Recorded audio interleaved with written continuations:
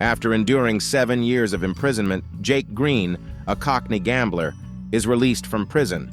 Alongside his brother Billy, Jake aims to reclaim the money owed to them by crime boss Dorothy Macha at one of the region's prominent casinos. Disregarding the advice of his bodyguard Paul, Macha allows Jake to participate in a private game. Overcoming his claustrophobia, Jake opts for the elevator, experiencing a panic attack. Jake strategically loses a chip toss against another player, lulling Macha into a false sense of security. The real plan is to win against Macha, and with bags full of cash, Jake and Billy attempt to exit the casino. Their departure is interrupted by Zach, who warns them of imminent danger and offers his assistance. Jake, initially opting for the stairs, collapses upon reading a card advising him to take the elevator. Rushed to the hospital, Macha grows concerned about Jake's potential revenge. At the hospital, Jake is advised to go home while waiting for blood test results, and Billy heads to his residence. Accompanied by bodyguards for protection, Jake's guards are swiftly shot upon arrival. Discovering a card instructing him to pick this up, Jake bends down to retrieve it, narrowly escaping harm.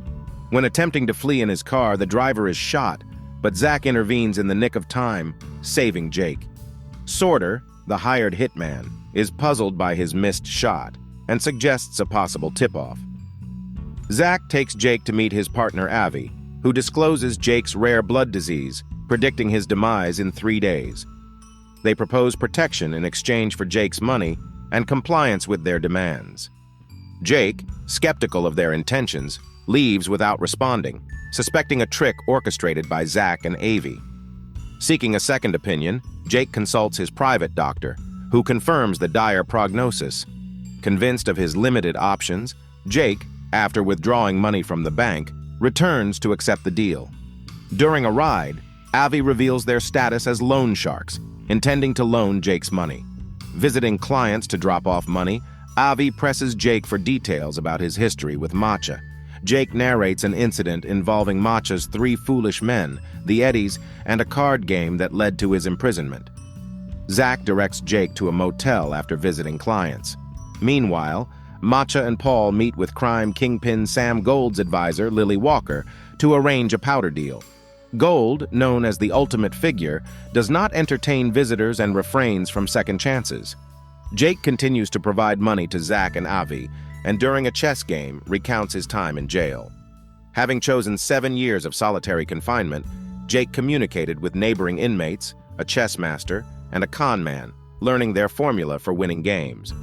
Released 2 years later, Jake discovered the 2 men had taken his money, leaving a note. You can only get smarter by playing a smarter opponent. Undeterred, Jake employed the formula to amass wealth at various casinos. As the days elapse, Jake persists in his work, visiting diverse clients and distributing his own money. Despite being tasked with intimidating non-paying individuals, Jake finds himself unable to harm innocent, desperate people. Meanwhile, Avi and Zach employ a method of breaking into a wall, attached to a truck, to steal a safe containing the promised powder for Macha. Upon discovering the theft, Macha instructs Paul to resolve the situation. Paul engages with Lord John, a triad kingpin, to secure the powder hastily, but at an exorbitant cost. The exchange is set up at a hotel where Jake, Zach, Avi, and their team use sleeping gas to incapacitate both Macha's and John's men. They seize the money and powder, framing the scenario to make it appear as if Macha and John robbed each other. Later, Billy informs Jake about the dangerous reputation of Zach and Avi, advising him to leave. Ignoring the warning, Jake returns to work. In a challenging moment, Jake is expected to shoot a frightened client but refuses. When he attempts to shoot Avi, realizing the gun is empty, Avi knocks him unconscious. Jake awakens in the motel, receiving a call from Avi, who mentions his survival beyond the 3rd day and advises him to get a checkup. Visited by his niece and Billy, Jake heads to his doctor, discovering that the initial diagnosis was incorrect. Attempting to contact Avi for explanations, Jake faces Avi's insistence to wait. Simultaneously, Paul investigates, finding Jake linked to the issues his men are facing, leading Macha to order his assassination. When Jake returns to the motel, Avi and Zach warn him of Macha's thugs waiting inside. Evading the pursuers, Jake eludes them, especially when one accidentally shoots himself, creating a false belief that Jake committed the act. Meeting Avi and Zach, they disclose awareness of Jake withholding the complete truth about his past deal with the Eddies. Jake reveals that to save his life, he offered the Eddies a monthly payment after causing their dismissal by Macha. Initially, only one Eddie agreed to the deal, but eventually they all joined in. Jake manipulated the situation by paying each Eddie with another's money. The Eddies were later killed by Macha for failing to repay him. Macha, at a fancy restaurant, is informed of Jake's escape, triggering Sorter to eliminate potential threats. Meanwhile, Jake engages in a conversation with Zach and Avi while playing golf on a roof. They impart the revelation that gold, representing ego and greed, is a mere concept with power over those investing in him. Jake donates the rest of his money to charity before confronting Macha in his bedroom. Battling his internal voices representing ego, Jake apologizes, accepts Macha's superiority, and confesses to a charitable donation. To confront his fears, Jake takes the elevator, experiencing a panic attack that leads to a mental confrontation, rejecting his ego.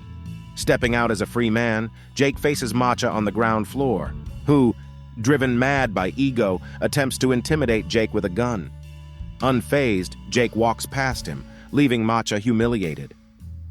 The following morning, Macha discovers Jake's charitable actions through local newspapers. Paul delivers news that Jake possesses the powder, leading to Macha's panic. Paul, Sorter, and Macha's henchmen visit Billy, torturing him for information. Sorter, uncomfortable with harming a child, rejects his ego and turns against his fellow henchmen, meeting his demise in the process. Lily informs Macha of Gold's displeasure with publicity and warns that Macha's time is over. Avi and Zach take Jake and the powder to Macha's casino, where Avi defeats Jake at chess, revealing their origin as mere figments of Jake's imagination. Despite Jake's struggle to comprehend this revelation, the casino's bodyguards take him to Macha, who has the girl with him. In a final act of defiance, Jake remains fearless, causing Macha's ego to reach a breaking point, resulting in a self-inflicted gunshot. As we wrap up our exploration of the mind-bending journey that is Revolver, we've dissected the intricate layers of Guy Ritchie's 2005 psychological thriller. From the enigmatic characters to the complex interplay of deception and self-discovery, Revolver challenges conventional storytelling and leaves us questioning the nature of the game. Share your thoughts on this thought-provoking film in the comments below, and be sure to subscribe for more recaps and discussions on cinematic gems. Thank you for joining us on this cerebral adventure through the world of Revolver, where the real enemy may just be one's own mind.